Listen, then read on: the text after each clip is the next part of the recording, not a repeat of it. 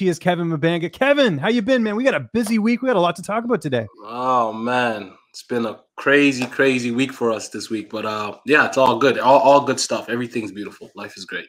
Same here. Let's get into it. Normally we start with MMA, but today we'll talk about boxing. A lot of interesting stuff happening. This Deontay Wilder thing just will not go away. Now it's Mark Breland, his war of words. Just some of the stuff that you saw from Breland just going after Wilder and everything. I mean, just your reaction to it. This thing will not go away. I mean, I've known Deontay Wilder for about 5-6 years now. I've known we've met 5-6 years ago. We've done numerous interviews together. I've been to his fights before, and I never saw this coming. I never thought that he would take this loss like this. It's really sad to see it because he still has, he has a lot of fight left in him, and there's a lot of guys he could beat in this, and that he will beat and could beat in this world. And it's just I hate to see this happen between a trainer and a fighter, because those relationships are very sacred relationships, and to see it play out like this in the public and the things that are being said, I mean, it's really sad to see, because Breland's he's a good trainer, and he was well a great respected fighter too, right? Well I mean, respected. that's the other thing, right? So it's like when he's saying this stuff, it's like, I mean, I don't know. I'm trying to think of like an MMA equivalent of someone who's just like, it's just gone so far downhill since losing a fight. Maybe TJ Dillashaw is a good example, actually. I don't know. Yeah, the Dillashaw and Cody thing. Who else? John Jones and Rashad back in the days. So we've seen this. As a matter of fact, it's playing out right now. Gilbert Burns and Usman, right? So, but nothing this nasty with guys saying, he spiked my drink or my water, or all types of just really bad things are being said. And I'm gonna side with Breland on this one. I'm gonna side with Mark on this one. The reason is because I've never questioned his character, and neither have I questioned Wilder's character up until the loss. And then how he started behaving after, look, man, it's the fight business. You're gonna win, you're gonna lose, but you could fight another day, and all of this shit that he's doing is not, I mean, he's entitled to his opinion. He's his own man, and it's his own life, and he can do whatever he wants. But at the end of the day, you still have to have some type of character. And if you really feel like that, and you can't say that you lost because of your own self, then you have some soul searching to do, So that's just what it is.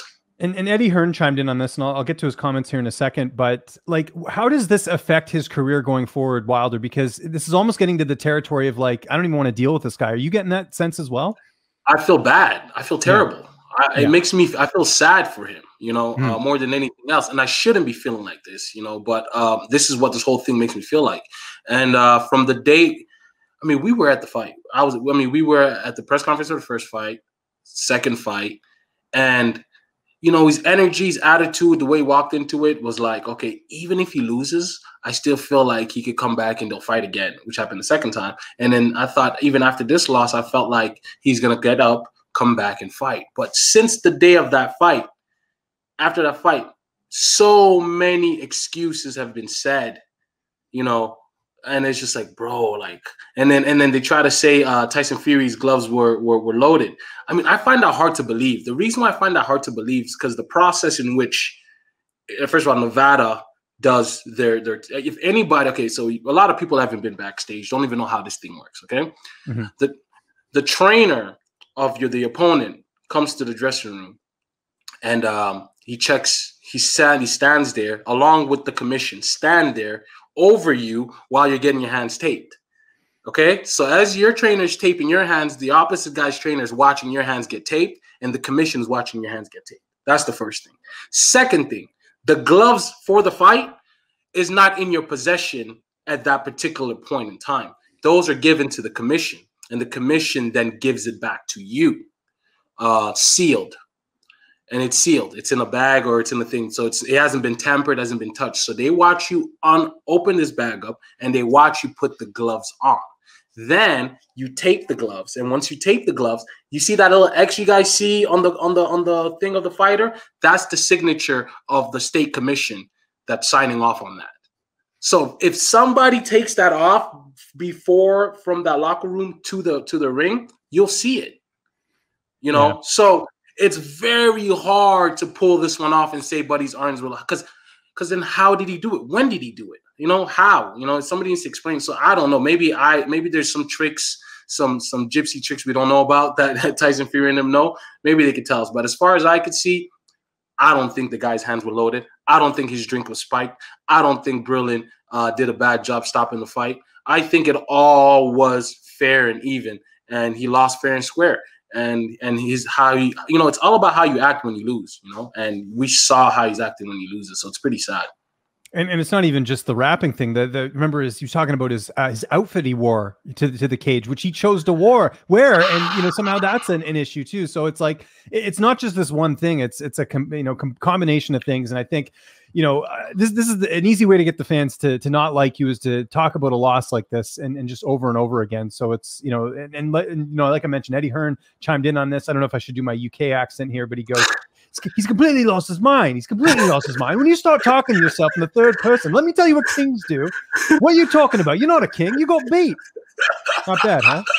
Hey, I want to send that to Eddie, man. I say, Eddie, look at Lynch's impression of you. I did my best there, but hey, you know, he's right. I mean, this is not the talk of a like, you know, Conor McGregor's had some excuses. Don't get me wrong, but not to this extent. You know what I mean? When he's losing fights, I mean, some of the stuff's ridiculous. Maybe he's not a good example, but there's been a lot of fighters when they've lost fights, they take it on the chin.